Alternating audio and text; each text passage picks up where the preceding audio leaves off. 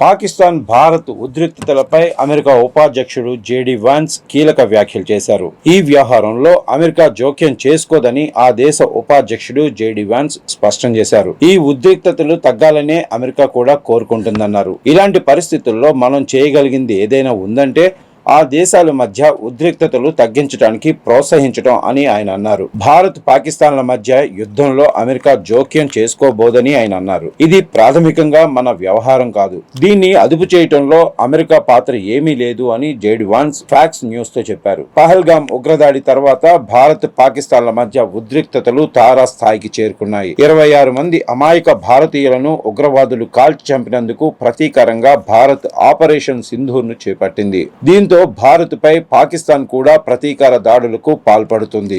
గురువారం భారత్లోని సరిహద్దు ప్రాంతాల లక్ష్యంగా పాకిస్తాన్ చేసిన దాడులను భారత సైన్యం తిప్పికొట్టింది. నియంత్రణ రేఖ వెంబడి భారత్లోకి పాకిస్తాన్ పంపిన సుమారు 50 డ్రోన్లను భారత భద్రతా బలగాలు కూల్చివేసినట్లు వెల్లడించాయి.